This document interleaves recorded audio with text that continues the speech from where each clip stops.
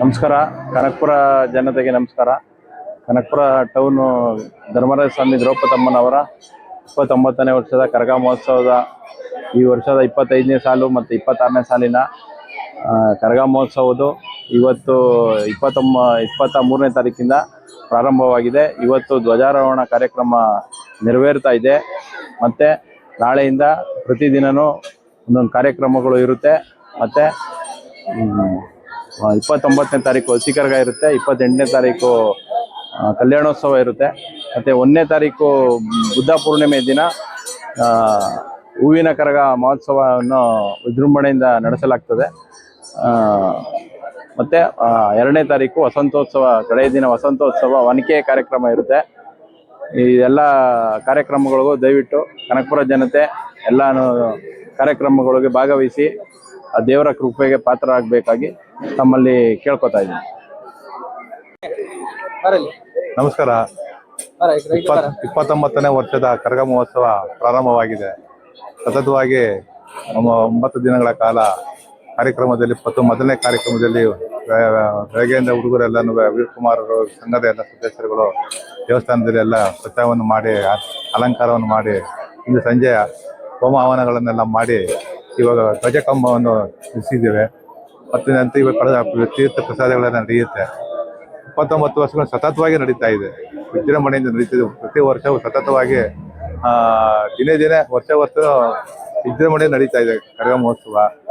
ತಾಲೂಕಿನ ಎಲ್ಲ ಜನಾಂಗದವರು ಎಲ್ಲರಿಗೂ ಭಾಗಿಯಾಗಿ ಕರಗವನ್ನು ಯಶಸ್ವಿ ಮಾಡಬೇಕಂತ ತಮ್ಮಲ್ಲಿ ಕೋರಿಕೊಳ್ತಿದ್ದೇನೆ. ಸತತವಾಗಿ 29ನೇ ವರ್ಷದ ಕಾರ್ಯಕ್ರಮ ಇದು ಅದ್ದೂರಿಯಾಗಿ ನಡೆಯಬೇಕೆಂದು ಫಸ್ಟು ವಿನಂತಿಸ್ಕೊಳ್ತೇನೆ. ನಮ್ಮ ಗುರುಗಳು 20 ವರ್ಷದಿಂದ ಇಲ್ಲಿ ಕಾರ್ಯಕ್ರಮ ನಡೆಸ್ಕೊಡ್ತಾ ಇದ್ದಾರೆ. ನಾವು ಈ ಬಾರಿ ಮೂರನೇ ವರ್ಷ ಹೊರ್ತಾ ಇದ್ದೀನಿ. ಇಲ್ಲಿ ಅದ್ದೂರಿಯಾಗಿ ಕಾರ್ಯಕ್ರಮ ನಡೆಸ್ಕೊಡ್ತಾರೆ. ಯಾವಾಗೂ ಹಿಂಗೆ 100 ವರ್ಷ ಚೆನ್ನಾಗಿ ಮಾಡಿಕೊಡ್ಬೇಕಂತ ಎಲ್ಲರೂ ಸಹಕಾರ ಕೊಡಬೇಕು.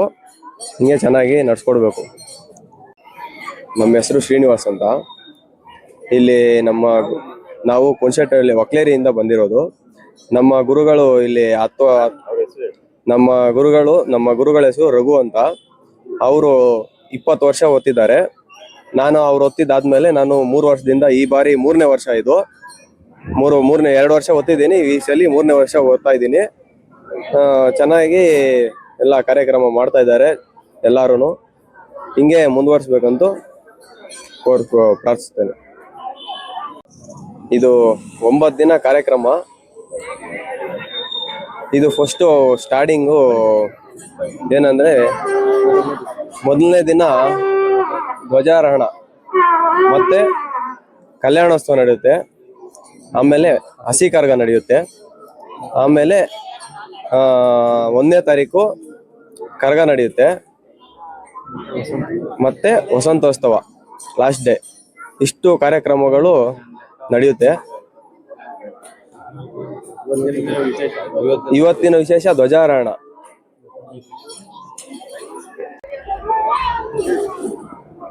ಎಲ್ಲರಿಗೂ ನಮಸ್ಕಾರ. ನನ್ನ ಹೆಸರು ಕೃಷ್ಣಪ್ಪ. ನಾವು ಗೊಲ್ಲ ಜನಾಂಗದ ಮುಖಂಡರು. ನಾವು ಮತ್ತೆ ವಹಿನಿಕುಲ ಕ್ಷತ್ರಿಯರು ಭಾವ ಮಕ್ಕಳು. ಹೆಂಗಂದ್ರೆ ದ್ರೌಪದಮ್ಮ ತಾಯಿ ನಮ್ಮ ಕುಲವದು. ಮತ್ತೆ ಅದೇ ರೀತಿ ಬಲರಾಮನ ಮಗಳನ್ನ ಸುಭದ್ರೆಯನ್ನ ನಾವು ಪಾಂಡವರು ಕೊಡ್ತೀವಿ. ಹಾಗಾಗಿ ನಾವು ಇವರ ಒಂದು ಭಾವ ಮಕ್ಕಳ ಸಂಬಂಧ. ಒಂದು ಸಂಸ್ಕೃತದಲ್ಲಿ ಒಂದು ಮಾತಿದೆ, ಧರ್ಮೋ ರಕ್ಷತೆ ರಕ್ಷಿತಃ. ನಾವು ಧರ್ಮವನ್ನ ಕಾಪಾಡಿದ್ರೆ ಧರ್ಮ ನಮ್ಮನ್ನು ಕಾಪಾಡುತ್ತೆ ಅಂತ. ಧರ್ಮವನ್ನ ಕಾಪಾಡಿದ್ರಲ್ಲಿ ಇಡೀ ವಿಶ್ವದಲ್ಲೇ ಧರ್ಮ ರಾಯ ಅಂತ ಅನ್ಸ್ಕೊಂಡಂತವ್ರು ಯುಧಿಷ್ಠಿರ. ಧರ್ಮದಿಂದ ಪರಿಪಾಲನೆ ಮಾಡಿದಂತ ಮಹಾನ್ ವ್ಯಕ್ತಿ ಅಂತ. ಅವರ ಸಾಮ್ರಾಜ್ಯ, ಅವರ ಒಂದು ಆಡಳಿತ, ಅವರೊಂದು ನೀತಿ ಇಡೀ ವಿಶ್ವಕ್ಕೆ ಒಂದು ಮಾದರಿ. ಇಡೀ ವಿಶ್ವದ ಜನಾಂಗವನ್ನೇ ಅವತ್ತು ಬೆಚ್ಚ ಬೀಳಿಸುವಂತಹ ಒಂದು ವ್ಯಕ್ತಿತ್ವ. ಅಂತಹವರ ಆ ಒಂದು ವಹಿನಿಕುಲ ಕ್ಷತ್ರಿಯರು ಕರಗವನ್ನ ಮಾಡ್ತಾರೆ. ಈ ಕರಗ ಬೆಳಬಂದದ್ದು ಅಂತಂದ್ರೆ, ಈ ಕೊನೆಯ ಒಂದು ಸಂದರ್ಭದಲ್ಲಿ ಸ್ವರ್ಗಾರೋಹಣಕ್ಕೆ ಹೋಗುವಂತ ಸಂದರ್ಭದಲ್ಲಿ ದ್ರೌಪದಿ ಹೋಗ್ತಿರುವಂತ ಸಂದರ್ಭದಲ್ಲಿ ಆ ದ್ರೌಪದಿಗೆ ರಾಕ್ಷಸರ ಕಾಟ ಶುರುವಾಗುತ್ತೆ. ಆಗ ಒಂದ್ ರೀತಿ ತಾನೇ ಸಂಹರಿಸಬಹುದಿತ್ತು, ಆದ್ರೆ ವೀರಕುಮಾರರು ಅಂತ ಹುಟ್ಲಿ ಅನ್ನೋ ಕಾರಣಕ್ಕೋಸ್ಕರ, ತಿಮ್ಮಾರಸುರಮ್ಮ ರಾಕ್ಷಸನನ್ನ ಸಂಹಾರ ಮಾಡೋದಕ್ಕೋಸ್ಕರ ಆಕೆಯೇ ರಕ್ಷಿಸಬಹುದಾಗ ಆಕೆಯೇ ಸಂಹಾರ ಮಾಡಬಹುದಿತ್ತು. ಅಷ್ಟು ಶಕ್ತಿದಾಯಕ, ಶಕ್ತಿ ಸ್ವರೂಪಿಣಿ. ಅದಕ್ಕೋಸ್ಕರ ಶಕ್ತೋತ್ಸವ ಅಂತ ಕರಿತೀವಿ. ಆದ್ರೆ ಕುಮಾರರಿಂದ ಹತರಾಗ್ಲಿ ಅಂತೇಳಿ ತನ್ನ ಮಂತ್ರದಿಂದ ಕುಮಾರರನ್ನ ಹುಟ್ಟಿಸ್ತಾಳೆ. ಅವರೇ ವೀರಕುಮಾರರು. ಅಲಗು ಸೇವೆ ಮಾಡ್ತಾರಲ್ಲ, ಅವರೇ ವೀರಕುಮಾರರು. ಅವರು ಆ ತಿಮ್ಮಾಸುರನನ್ನ ಕೊಲ್ತಾರೆ. ಕೊಂದಂತ ಸಂದರ್ಭದಲ್ಲಿ ದ್ರೌಪದಿ ಸ್ವರ್ಗಕ್ಕೆ ಹೋಗುವಾಗ ಅಳ್ತಾರೆ. ಅಮ್ಮ, ಯಾಕಮ್ಮ ನೀನ್ ಹೋಗ್ತಿದ್ಯಾ ನಮ್ಮನ್ ಬಿಟ್ಟು, ನಮ್ಗ್ ಜನ್ಮ ಕೊಟ್ಟು ಹೋಗ್ತಾ ಇದ್ಯಮ್ಮ, ಹೋಗ್ಬೇಡ್ರಮ್ಮ ಅಂತೇಳಿ ಅಳ್ತಾರೆ. ಆಗ ದ್ರೌಪದಮ್ಮ ತಾಯಿ ಒಂದು ಹೊರವನ್ನು ಕೊಡ್ತಾಳೆ ಆ ವೀರಕುಮಾರರಿಗೆ. ಅಪ್ಪ, ನೀವೇನ್ ದುಃಖ ಪಡಬೇಡಿ, ವರ್ಷಕ್ಕೊಂದು ಸರಿ ನಾನು ಈ ಭೂಮಿಗೆ ಬರ್ತೀನಿ, ವರ್ಷಕ್ಕೊಂದ್ಸರಿ ಬಂದು ಕೆಲವು ದಿನಗಳ ಕಾಲ ಇರ್ತೀನಿ, ಆಗ ಒಂದು ಉತ್ಸವ ರೀತಿನಲ್ಲಿ ನೀವೆಲ್ಲ ಮಾಡಿ ಅಂತ ಹೇಳ್ಬಿಟ್ಟು ಅವ್ರು ಹೊರಡ್ತಾರೆ. ಆ ರೀತಿ ಆ ದ್ರೌಪದಮ್ಮನನ್ನ ನೆನೆಸ್ಕೊಂಡು ಮಾಡುವಂತಹ ಉತ್ಸವೇ ಈ ಒಂದು ಕರಗ. ಇವತ್ತು ಧ್ವಜಾರೋಹಣ ಆಗಿದೆ. ಯಾವುದೇ ಒಂದು ಶುಭ ಸಂದರ್ಭದಲ್ಲಿ ಧ್ವಜವನ್ನ ಆರೋಹಣ ಮಾಡಿ ಕಾರ್ಯಕ್ರಮವನ್ನು ಮಾಡ್ತಾರೆ. ಪಾಂಡವರು ಯುದ್ಧಕ್ಕೆ ಹೋದಂತ ಸಂದರ್ಭದಲ್ಲೂ ಕೂಡ ಧ್ವಜಾರೋಹಣವನ್ನ ಮಾಡಿ ಯುದ್ಧಕ್ಕೆ ಹೊರಟರು. ಯುದ್ಧದಲ್ಲಿ ಜಯ ಗಳಿಸಿದ್ರು. ಅದೇ ರೀತಿ ಧರ್ಮವನ್ನ ಕಾಪಾಡೋದಕ್ಕೋಸ್ಕರ ಹೊರಟಂತಹ ಧರ್ಮರಾಯನ ಕುಲಸ್ಥರು ಈ ಒಂದು ಕರಗದ ಪ್ರಾರಂಭದಲ್ಲಿ ಧ್ವಜಾರೋಹಣವನ್ನು ಮಾಡಿ, ಇದನ್ನ ಕುಡಿಮಾವು ಅಂತೇಳಿ ತೆಲುಗಲ್ಲಿ ಹೇಳ್ತಾರೆ, ಧ್ವಜಾರೋಹಣ ಮಾಡಿ ಇಲ್ಲಿಂದ ಕಾರ್ಯಕ್ರಮ ಪ್ರಾರಂಭ ಆಗುತ್ತೆ. ಒಂದ್ ರೀತಿ ನಮ್ಮ ಜನಾಂಗಕ್ಕೂ ವಹಿನಿಕುಲ ಜನಾಂಗಕ್ಕೂ ಅವಿನಾಭಾವ ಸಂಬಂಧ, ಭಾವಭಾವಿಕಳ ಸಂಬಂಧ. ಈ ಸಂದರ್ಭದಲ್ಲಿ ನಮ್ಗೆ ಏನ್ ಜವಾಬ್ದಾರಿ ಕೊಟ್ಟರು ಸಹ ನಾವು ಕಾರ್ಯ ಮಾಡ್ಲಿಕ್ಕೆ, ಕೆಲಸ ಮಾಡ್ಲಿಕ್ಕೆ ಸಿದ್ಧರಿದ್ದೀವಿ. ಇಲ್ಲಿಂದ ಆಚೆಗೆ ಕಾರ್ಯಕ್ರಮಗಳು ಸತತವಾಗಿ ನಡೀತಾ ಹೋಗುತ್ತೆ. ಈ ಒಂದು ಕರಗ ಇಲ್ಲಿಗೆ 29 ವರ್ಷ ಆಗಿದೆ. ನಾನು ಕನಕಪುರಕ್ಕೆ ಬಂದಂತ ಹೊಸದು, ಬಂದ ನಂತರ ಶುರುವಾಗಿದ್ದು. ಬಹಳ ಸಂತೋಷ ಆಯ್ತು. ಯಾಕಂದ್ರೆ ನನ್ನ ಮೂಲ ಆನೆಕಲ್ಲಲ್ಲಿ ಪ್ರಥಮ ಪೂಜೆ ನಮ್ಮ ಮನೆಯಿಂದ ಸಲ್ತಾ ಇತ್ತು. ಅದನ್ನ ಒಡಿಬಾವುಲು ಅಂತೇಳಿ ನಾವು ತೆಲುಗಲ್ಲಿ ಕರಿತೀವಿ, ಮಡ್ಲಕ್ಕಿ ಅಂತ ಹೇಳ್ತೀವಿ. ಮಡ್ಲಕ್ಕಿ ಮೊದಲೇ ಮಡ್ಲಕ್ಕಿ ನಮ್ಮ ಮನೆಯಿಂದ ಸಲ್ತಾ ಇತ್ತು ತಾಯಿಗೆ. ನಮ್ಗೊಂದ್ ರೀತಿ ಚಿಂತೆ ಇತ್ತು ಇಲ್ಲಿ, ಆದ್ರೆ ನಾವು ಕೇಳೋಂಗಿಲ್ಲ, ಏನಪ್ಪಾ ಮೊದಲನೇ ಪೂಜೆ ನಾವು ಕೊಡ್ತಿದ್ವಿ, ಇಲ್ಲಿ ಇಲ್ವಲ್ಲ ಅಂತ. ತಾಯಿ ತಾನಾಗೆ ನಮ್ಮ ಮನೆಗ್ ಬಂತು. ನಮ್ಮ ಮನೆಗ್ ಬಂದು ಮೊದಲನೇ ಪೂಜೆ ನಮ್ಮಲ್ಲೇ ತಗೋಬೇಕು ಅಂತೇಳಿ ಹಿರಿಯರೆಲ್ಲ ನಿಶ್ಚಯ ಮಾಡಿದ್ರು. ಆ ಪ್ರಕಾರ ಇವತ್ತು ತಾಯಿ, ಅವತ್ತು ಶಕ್ತೋತ್ಸವದ ದಿನ ತಾಯಿ ಮೆರೆಸುವಂತ ಸಂದರ್ಭದಲ್ಲಿ ಮೊದಲನೇ ಪೂಜೆ ನಮ್ಮ ಮನೆಯಿಂದ ಸಲ್ಲುತ್ತೆ. ನಮ್ಮ ಮನೆಗೆ ನಮ್ಮ ಕುಲೋದವನ್ನ ಇಲ್ಲಿ ಕರ್ಕೊಂಡ್ಬರ್ತೀವಿ, ಮೆರವಣಿಗೆಯಲ್ಲಿ ಕರ್ಕೊಂಡ್ಬರ್ತೀವಿ. ಮೆರವಣಿಗೆಯಲ್ಲಿ ಕರ್ಕೊಂಡ್ಬಂದ ನಂತರ ಉಳಿದಿದ್ದೆಲ್ಲ ಹೂವು ತರುವಂಥದ್ದು, ಹೂವು ಜೋಡಿಸುವಂಥದ್ದು ಪ್ರಕ್ರಿಯೆ ಪ್ರಾರಂಭ ಆಗುತ್ತೆ. 29 ವರ್ಷ ಆಯ್ತು. 29 ವರ್ಷದ ಹಿಂದೆ ನಾನು ಹೇಗೆ ನೋಡ್ತಿದ್ದೆ, ಜನರಲ್ಲಿ ಏನು ಉತ್ಸಾಹ ಇರ್ತಿತ್ತು, ಏನೊಂದು ಕಳೆ ಇರ್ತಿತ್ತು, ಅದೇ ಉಳ್ಕೊಂಡೋಗಿದೆ.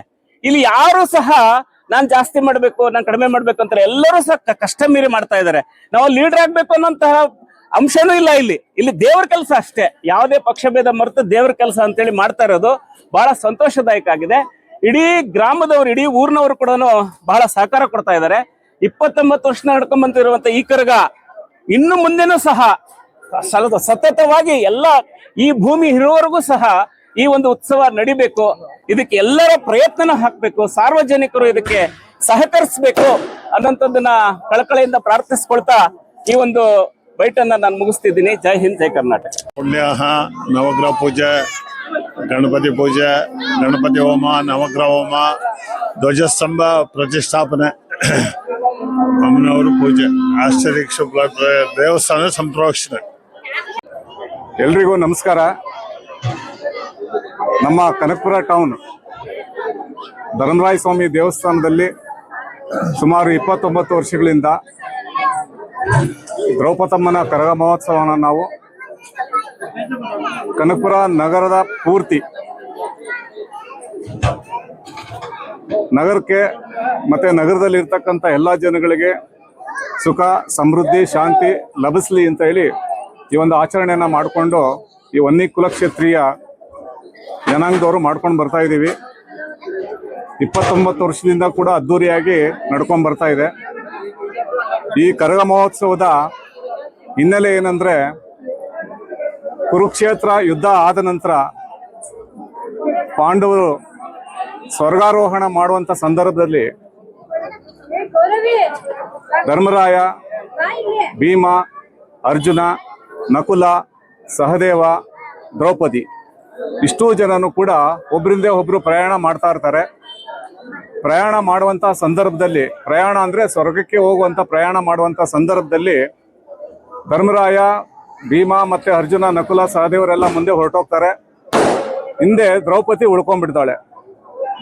ಅವಳಿಗೆ ಆ ಸ್ವರ್ಗಾರೋಹಣ ಹತ್ತೋದಕ್ಕೆ ಕಷ್ಟ ಆಗ್ತಾ ಇರುತ್ತೆ. ಅವಳಿಗೆ ಆಕೆ ಏನ್ ಮಾಡ್ತಾಳೆ, ಹಿಂದೆ ಉಳ್ಕೊಂಡಾಗ ಆ ಮಧ್ಯದಲ್ಲಿ ಒಬ್ಬ ತಿಮಿರಾಸುರ ರಾಕ್ಷಸ ಏನ್ ಮಾಡ್ತಾನೆ, ಇವಳ ಅಂದ ಚಂದ ಮತ್ತೆ ಸೌಂದರ್ಯನ ನೋಡಿ ಮೋಹ ಪಟ್ಟು ಇವಳನ್ನ ನಾನು ಮದುವೆ ಮಾಡ್ಕೊಬೇಕು ಅನ್ನುವಂತ ವಿಚಾರನ ಮನಸ್ಸಲ್ಲಿ ಕಲ್ಪಿಸ್ಕೊಂತಾನೆ.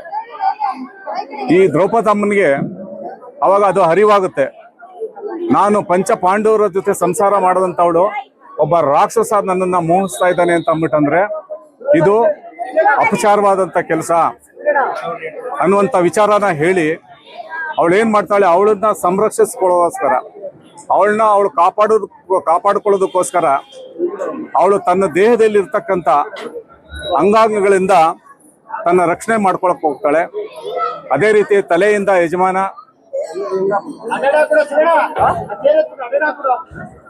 ಯಜಮಾನ, ಭುಜದಿಂದ ವೀರಕುಮಾರರು, ಬಾಯಿಂದ ಗಂಟೆ ಪೂಜಾರಿ, ಈ ತರ ಒಂದು ಬಳಗನ ಸೃಷ್ಟಿ ಮಾಡಿಕೊಂಡು ಏನ್ ಮಾಡ್ತಾಳೆ, ಅಲ್ಲಿ ಹೋರಾಟ ಮಾಡ್ತಾರೆ ಅವರೆಲ್ಲ. ಇವತ್ತೇನು ನಮ್ಮ ಕರಗ ಮಹೋತ್ಸವದಲ್ಲಿ ಅಲುಗಾಕೊಂಡು ಕತ್ತಿ ಸೇವೆ ಮಾಡ್ಕೊಂಡು ಯಾರಿದ್ದಾರೆ ವೀರಕುಮಾರರು, ಅವತ್ತಿನ ಕಾಲದಲ್ಲಿ ಆ ತಿಮಿರಾಸುರನ್ನು ಸಂಬಂಧಪಟ್ಟಂಗೆ ಹೋರಾಟ ಮಾಡಿ ಆ ತಿಮಿರಾಸುರನ್ನ ಸಂಹಾರ ಮಾಡ್ತಾಳೆ. ಆದ್ಮೇಲೆ ಏನ್ ಮಾಡ್ತಾಳೆ, ದ್ರೌಪದಮ್ಮ ಮುಂದೆ ಹೋಗ್ತಾಳೆ. ನನ್ನನ್ನು ಕಾಪಾಡಿದ್ರಲ್ಲ, ನಿಮ್ಗೆಲ್ಲರಿಗೂ ನಮಸ್ಕಾರ ಅಂತ ಹೇಳಿ ಮುಂದೆ ಹೋಗ್ತಾಳೆ. ಮುಂದೆ ಹೋಗುವಂತ ಸಂದರ್ಭದಲ್ಲಿ ಈ ಸೃಷ್ಟಿಯಾದಂತ ಗೌಡ, ಯಜಮಾನ, ಗಂಟೆ ಪೂಜಾರಿ, ವೀರಕುಮಾರರು, ಸೊ ಇವರೆಲ್ಲ ಸೇರಿ ಏನ್ ಮಾಡ್ತಾಳೆ, ದ್ರೌಪದಮ್ಮ ಸ್ವರ್ಗಾರೋಹಣ ಹೋಗೋದನ್ನ ಅಡ್ಡಗಟ್ತಾರೆ. ಅಮ್ಮ ನೀನು ಹೋಗ್ಬೇಡಮ್ಮ, ನೀನು ಹೋಗ್ಬೇಡ, ನೀನು ಸೃಷ್ಟಿ ಮಾಡದಂತ ನಮ್ಮನ್ನ ಬಿಟ್ಟು ನೀನು ಹೋಗಬೇಡ ಅಂತ ಅಂದ್ಬಿಟ್ಟು ಅಂತ ಬೇಡ್ಕೊಳ್ತಾರೆ, ಕಾಲು ಹಿಡ್ಕೊಂತಾರೆ, ಏನೆಲ್ಲ ಮಾಡ್ತಾರೆ. ಆದ್ರೆ ಯಮ್ಮನ ಮನಸ್ಸು ಕರಗಲ್ಲ. ಇವ್ರಿಗೆ ಕೋಪ ಬರುತ್ತೆ ವೀರಕುಮಾರಿಗೆ, ನನ್ನನ್ನು ಸೃಷ್ಟಿ ಮಾಡಿ ಈ ತರ ಅನಾಥ ಮಾಡಿ ಹೋಗ್ತಾ ಇದೆಯಲ್ಲ ಅಂತ ಅಂದ್ಬಿಟ್ಟು ಹೇಳಿ ಪ್ರಾಣನ ಕಳ್ಕೊಳ್ಳೋಕೆ ಹೋಗುವಂತ ಸಂದರ್ಭದಲ್ಲಿ ಆ ಯಮ್ಮ ಶಾಂತಿ ಆಗ್ತಾಳೆ. ಶಾಂತಿಯಾಗಿ ಅವಾಗ ಹೇಳ್ತಾಳೆ, ಬುದ್ಧ ಪೂರ್ಣಿಮೆ, ಚೈತ್ರ ಪೂರ್ಣಿಮೆ ದಿನ ನಾನು 3 ದಿನ ನಾನು ನಿಮ್ಮ ಜೊತೆ ಇರ್ತೀನಿ, ನಾನು ನಿಮ್ಮ ಜೊತೆ ಇದ್ದು ನಾನು ನಿಮ್ಮ ಸಂತೋಷಕ್ಕೆ ಕಾರಣ ಆಗ್ತೀನಿ, ನಿಮ್ಮ ಶಕ್ತಿ ಭಕ್ತಿಗೆ ಕಾರಣ ಆಗ್ತೀನಿ ನಾನು ಅನ್ನುವಂತ ವಿಚಾರನ ಹೇಳಿ ಹೋಗ್ತಾಳೆ. ಅವಾಗ ಎಲ್ಲರೂ ಕೂಡ ಗಂಟೆ ಪೂಜಾರಿ, ಯಜಮಾನ, ಗೌಡ ಮತ್ತೆ ವೀರಕುಮಾರ್ ಯಾರಿದ್ದಾರೆ ಇವರೆಲ್ಲರೂ ಕೂಡ ಶಾಂತಿಯಿಂದ ಸಂಧಾನಕ್ಕೆ ಹೋಗ್ತಾರೆ. ಆಮೇಲೆ ಆ ಯಮ್ಮ ಸ್ವರ್ಗದತ್ತ ಪ್ರಯಾಣ ಮಾಡ್ತಾರೆ. ಅದೇ ಈ ಒಂದು 9 ದಿನದ ಕಾರ್ಯಕ್ರಮ ದ್ರೌಪದಮ್ಮ ಕರಗ ಮಹೋತ್ಸವ. ಆ ಸಮಾಧಾನ ಮಾಡುವಂತ ಸಂದರ್ಭದಲ್ಲಿ ಆ ಯಮ್ಮ ಏನ್ ಮಾಡ್ತಾಳೆ, ಏನು ಒಂದು ಕುಂಭ ಇದೆಯಲ್ಲ, ಆ ಕುಂಭನ ತಲೆ ಮೇಲೆ ಇಟ್ಕೊಂಡು ನರ್ತನ ಮಾಡಿ ಶಾಂತಿ ಮಾಡಿ ಹೋಗ್ತಾಳೆ. ಅದೇ ಕರಗ ಮಹೋತ್ಸವ, ಕರಗ ಶಕ್ತಿಯೋತ್ಸವ ಅಂತ ಅಂದ್ಬಿಟ್ಟಂತ ಹೇಳೋದಿಕ್ಕೆ ಇಚ್ಛೆ ಮಾಡ್ತೀನಿ. ಧನ್ಯವಾದಗಳು.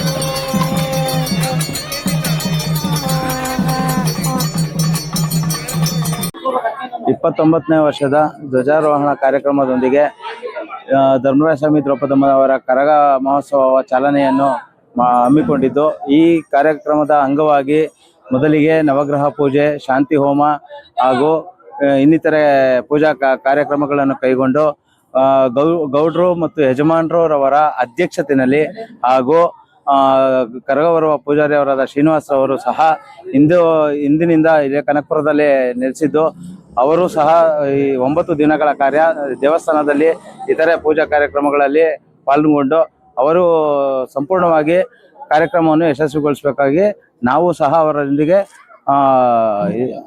ಎಲ್ಲರೂ ಸೇರಿ ಒಗ್ಗಟ್ಟಾಗಿ ಕಾರ್ಯಕ್ರಮವನ್ನು ಯಶಸ್ವಿಗೊಳಿಸಲು ನಾವು ನಿರ್ಧಾರ ಮಾಡಿರ್ತೇವೆ. ಈ ದಿನ ಕನಕಪುರದಲ್ಲಿ ಕರಗ ಮಹೋತ್ಸವ ಪ್ರಾರಂಭ ಮಾಡಿದ್ದೀವಿ. ಇವತ್ತು ಸ್ಟಾರ್ಟ್ ಮಾಡಿ ಇನ್ನು 10 ದಿನ ಇಲ್ಲಿ ಈ ಕರಗ ಮಹೋತ್ಸವ ಕಾರ್ಯಕ್ರಮ ನಡೀತಾ ಇರ್ತದೆ. ಇದ್ರ ಬಗ್ಗೆ ಈ ಕಾರ್ಯಕ್ರಮವನ್ನು ಹಮ್ಮಿಕೊಂಡಿದ್ದರಿಂದ ಎಲ್ಲ ಸಾರ್ವಜನಿಕರು ಮತ್ತು ಈ ಸಂಘದ ಸದಸ್ಯರು ಎಲ್ಲರೂ ಸಹಕರಿಸಬೇಕಾಗಿ ಸಮಯವನ್ನು ಪ್ರಾರ್ಥನೆ.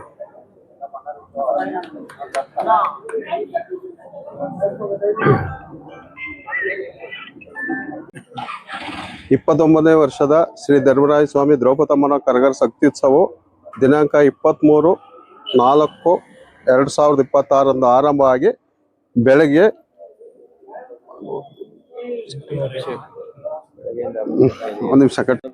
ಬೆಳಗ್ಗೆ ಅಭಿಷೇಕ ನೈವೇದ್ಯ ಆಯಿತು. ನಂತರ ಸಂಜೆ ಕಾರ್ಯಕ್ರಮ ಇದ್ದು, ಸಂಜೆ ಕಾರ್ಯಕ್ರಮದಲ್ಲಿ ಹೋಮ ಹವನ ಎಲ್ಲ ಆಗಿದೆ. ಅನಂತರ ಕುಲ ಪದ್ಧತಿ ಪ್ರಕಾರ ಕುಡಿಕಂಬ ನೆಟ್ಟಿದ್ದೇವೆ. ಕುಡಿಕಂಬ ನೆಟ್ಟು ಪಾಪಂಸನೂ ಆಗಿದೆ, ಪ್ರಸಾದನೂ ವಿನಿಯೋಗ ಆಗಿದೆ.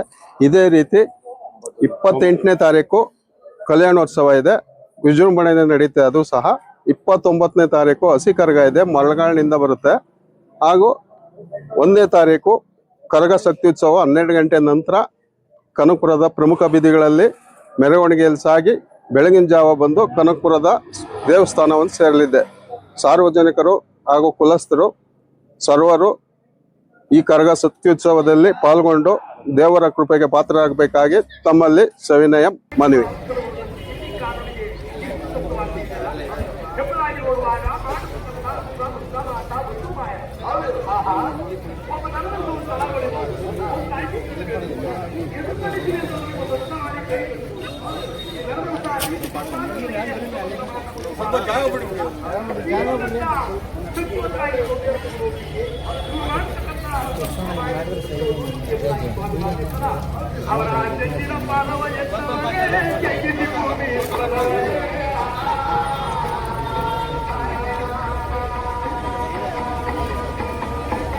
ಅಲ್ಲಿ ಬಾವುಟಕ್ಕೂ ಇದು ಮಾಡಿಸ್ಬೇಕಾಯ್ತು, ಜೊತೆಲ್ಲ ಒಟ್ಟಿಗೆ ಮಾಡಿಸ್ಬಿಡ್ರಿ, ತಿರ್ಗಾ ಅದಕ್ಕೆ ಬೇರೆ ಸರ್.